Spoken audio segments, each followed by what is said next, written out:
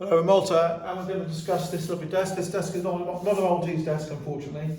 It's a German desk. It's called a Schriebsbank, and it's dating up here, this top section, dating from about 1710, 1720.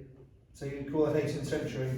Bottom is probably around 1900, all that there. So somebody has found a top section, and they have had someone make a base to sit on. And they've done a very good job, to be fair. But I think originally the bottom of this thing here would have had bobbin legs and an X-frame perhaps. And I think what they wanted to do is have a knee hole situation. So if you look at this from the side, you'll see that there have been fantastic panels which match on the top section, the middle section, and the Victorian bottom. So it comes to three sections, and the top has a beautiful serpentine front. It has a shaped top. I cannot see any holes at the top, so I don't think there was any other decoration or crest on top of that, or architrave or pediment. And as I say, I'm guessing what was originally on the bottom section, but again, to repeat it, the work the Victorians did to make the bottom to fit is really good. I think that the legs are a cabriole leg, and some of the floral decoration doesn't particularly go very well with the top, but they've done a good job, and in the aesthetics of 1900, that would have fitted in to what they expected it to look like. And as a result, we have this hybrid piece of furniture. The fall shows a continental lock which works still, and there's a sprung latch which locks and unlocks. There is a platform inside which is raised from the top of the bottom section, and the hinges very usually are covered by wood on the inside. This is not an applied piece of internal trim, because the level of this original section here means it was always intended to be there. In England, you'd expect that to have leather or a piece of polished wood perhaps. So it's slightly unusual from what I'm certainly used to seeing. You've got these very unusual edges which don't only curl like that, they curl slightly to the side, and they have beautiful deep box drawers, lovely. Underneath the carcass is pine, and it has the sort of dovetailing you would expect to see. It's perhaps more neat than a Maltese carcass.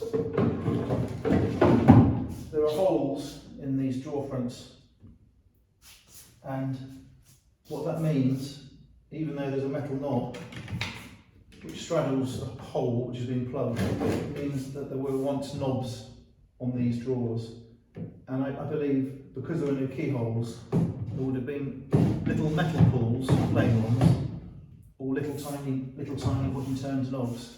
It's possible that the little turned knobs were like the ones that are still existing on the inside. But at some stage, someone unscrewed them or took them off, blocked them off, and put on these French style pulls. The pulls on the bottom are different to the ones on the top.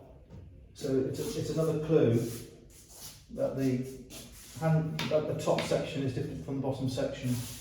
One of the nice things, the many nice things about this, but one of the very nice things about this is that there is a locking mechanism for the side doors, and it comprises of a very simple wooden latch which locks the drawers when it is down, and releases the drawers, is up, so there's one on each side, and they lock all the drawers.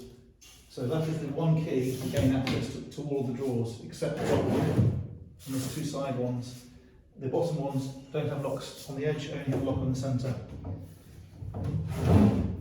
There is a difference between the timber on the bottom drawer linings and the top drawer linings. You can see the wood is wider and it's been stained down in a faux antique shade of brown. So you have this wonderful shape, you have the changes in handles and knobs, you have got these semi-oval panels of marquetry on the front of the drawers, matches all the way through the same, and on the bottom they've made the same trim, same style of trim, so the bottom drawer fronts match the top.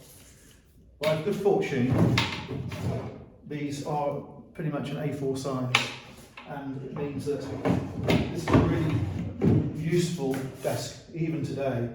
And I often say to people when I'm selling desks or wooden writing slopes, I often say to people, this in 1720 was the equivalent of a laptop. That's what it was.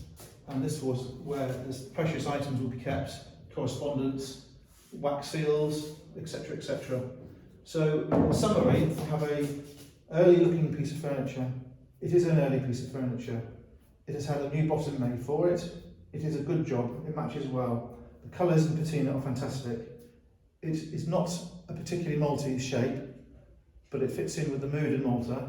If this was a Maltese desk, it would be worth £60,000, something like that. This one is, because it's German and there's not a shortage of them on the continent, the value on this is low. Because the bottom is not the original bottom, the value on this is low. This will be €2,000 in Malta for sale. And I think that is, as I say, it's a very useful item. Not too large, not too bulky, not too dominant. And with this marquetry on the fall and the drawer and the beautiful work they've done, you're getting the sense of something with antiquity and quality and distinctiveness. So hopefully that's been interesting.